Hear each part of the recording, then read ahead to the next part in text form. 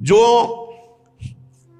जूठे मुंह होकर के या भगवान सूर्य चंद्र की तरफ करके लघुशंका करते हैं, सूर्य उदय है, सूर्य भगवान की तरफ, चंद्र भगवान की तरफ, भगवत विग्रहों की तरफ लघुशंका करते हैं, तो उनके आंखों में आग का अंगार रखा जाता है, ऐसे बार बार चीखते जलते हैं।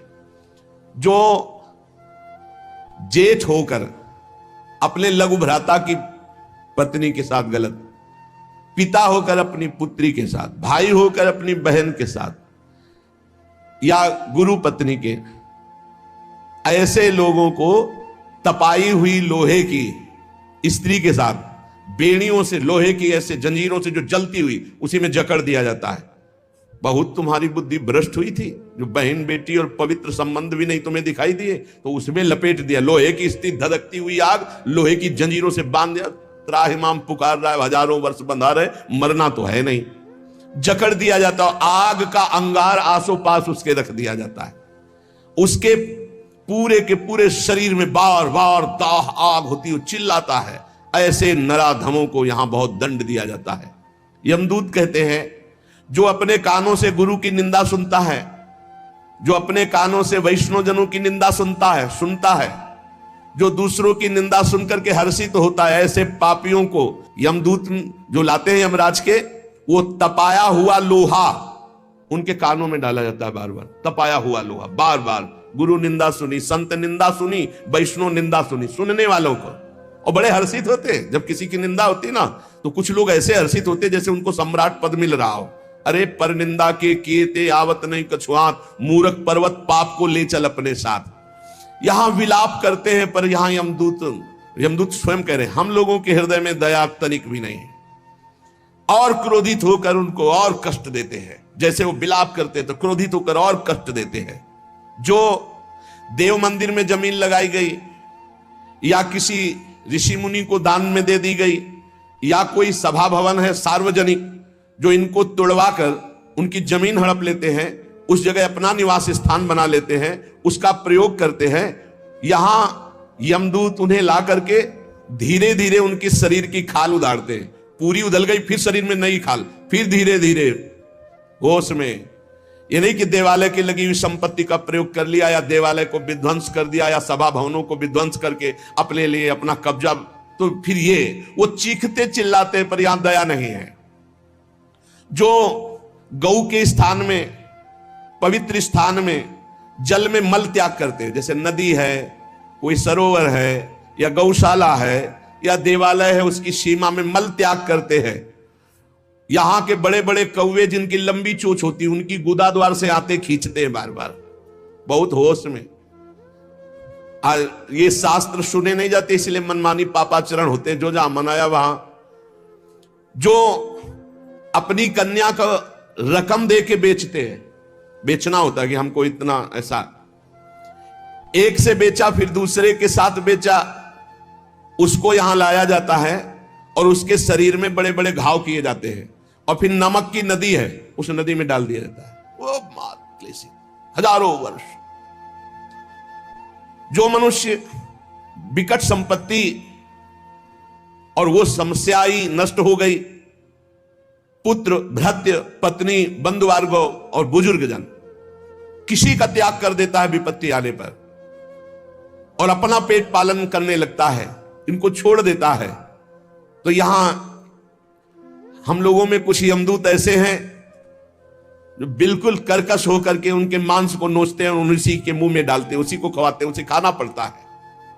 जो मनुष्य अपने पुण्यों को यहां बेच देते हैं, उनकी बड़ी दुर्गति होती है। जैसे 1 घंटा नाम कीर्तन करेंगे, 500 रुपया लेंगे, अमुक कार्य करेंगे, अमुक रुपया लेंगे। जो अपने पुण्यों को बेच देते हैं, कई तरह से बेचना होता है, अब उनकी व्याख्या कहां तक करें। जो अपने पुण्य कार्यों का दाम लेते हैं, बेच देते हैं, वो पापी हैं, और उनको यहां चक्कियों में डाल के नरक में पीसा जाता है, जैसे आटा पीसा जाता है। बेचे ही वेद धर्म दुइले ही, ऐसा नहीं था। परोपकार के लिए ब्रह्म ऋषियों का जीवन था। कुछ मिला नहीं, किसी भी तरह जीवन व्यतीत करते थे। कृष्ण शरीर, बड़े बड़े चक्रवर्ती सम्राट भयभीत होकर खड़े हो जाते थे। तप पूर्ण जीवन, बेचने का कहीं विधान नहीं। जो जीवन में अपने किए हुए पुण्यों को बेच देते हैं, उनको वहां चक्की में जैसे आटा पीसा जाता है ऐसा पीसा जाता है। ये ना समझो कि मौज ले लो, यहां तुम मनमानी कर लो, भोगना पड़ेगा। अवश्य में भोक्तव्यम, नरक में जाकर के हिसाब भोगना पड़ेगा। चक्कियों में पीसे जाते हैं जो अपने पुण्य कर्मों को बेचते हैं। जो यहां किसी की धरोहर मिली, ए भैया हमारे इतने रुपए रख लो, ये सामग्री रख लो, हम समय से ले लेंगे, हमारी अव्यवस्था है, और फिर वो मुकर गया कि कौन धरोहर कब दिया कैसे दिया, तो उन्हें यहां जलती हुई लोहे की जंजीरों से बांध दिया जाता है और ऐसे कुंड में फेंका जाता है जहां बड़े कीड़े भयामने विषैले, और वो उनको हजार हजार वर्ष तक नोच रहे हैं, उसी में बंधे चीख रहे हैं। कौन? जो दूसरों की दी हुई धरोहर को ना देकर मुकर जाते हैं, कब तुमने दिया। जो पापी दिन में मैथुन करते हैं, शास्त्रीय मर्यादा में दिन में मैथुन करना निषेध है। जो रात्रि में पराई स्त्री से मैथुन करते हैं, दिन में चाहे अपनी स्त्री क्यों ना हो, मैथुन निषेध है। और जो इसीलिए महाभारत में एक प्रसंग आता है, एक ऋषि को उनकी पत्नी ने दिन में बहुत प्रेरित किया। उनका नाम हमें तो स्मरण नहीं आ रहा, किंदम, हाँ ऐसे कुछ नाम था। तब उन्होंने कहा दिन में पुरुष रूप में तो हम आपके साथ मैथुन कर नहीं सकते, आप बहुत प्रेरणा करती, इसलिए पशु बनना पड़ेगा। तो आप भी अपने संकल्प से मृगी रूप धारण करो, मैं मृग रूप धारण करता हूं। ऐसा ही हुआ, मृग रूप होकर के वो सहवास कर रहे थे। इतने में ही महाराज पांडु ने देखा तो उन्होंने बाण संधान कर दिया। अब जे ही बाण लगा तो मृग रूप तो हट गया ऋषि। तब वो हाहा खाए कि मुझे नहीं पता था कि आप ऋषि हैं। तो उन्होंने घटना बताई थी कि मेरी पत्नी विवश थी काम से, इसलिए मुझे पशु रूप धारण करना पड़ा, क्योंकि दिन में मनुष्य रूप से मैथुन नहीं किया जा सकता। जाओ, तुमने मुझे इस स्थिति में मारा है, अगर ऐसी स्थिति तुम्हारी हुई अपनी पत्नी के साथ तो तुम्हारी मृत्यु का योग हो जाएगा। मृत्यु का योग हो भी गया। तो जो दिन में अपनी स्त्री से या रात्रि में पराई स्त्री से, वो यहां पापी जन लाए जाते हैं। बहुत गहरा कुंड है जो खोपड़ी के बल उसमें छोड़े जाते हैं, और लोहे के बड़े बड़े नीचे कांटे लगे हुए हैं, पूरा बिंध जाते हैं। फिर निकाले गए, फिर फेंके। अरे भाई होश में जैसी धरिवंश नरक गति दुर्भरियम द्वारे कटियत नक्षी के।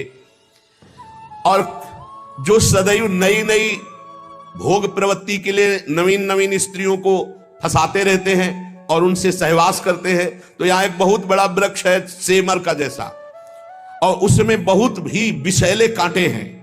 उस पापी को उसमें जबरदस्ती खींचा जाता है, बार बार नीचे बार बार ऊपर, करो आलिंगन। अधिक मात्रा में वो खून से लथपथ होकर जहरीले कांटे लगने से व्याकुल होकर त्राहिमाम पुकारता है। जो लोग पराई स्त्रियों को फुसलाकर उनके सतीत्व को नष्ट करते हैं, जो लोग अपने धन के घमंड में आकर गुरुजनों को नीचा दिखाते हैं, जो लोग अपने गुरुजनों के प्रति रोष दृष्टि रखते हैं, उनको यहां लाकर जैसे चटनी पीसी जाती शिला में, ऐसे बड़ी बड़ी शिलाओं से उनको पीसा जाता है। यमदूत सुमति जी को बता रहे हैं, और वो बहुत कष्ट पाता है। ये यमलोक बड़ा दुखमय है, दिन रात यहां व्यथा ही व्यथा है।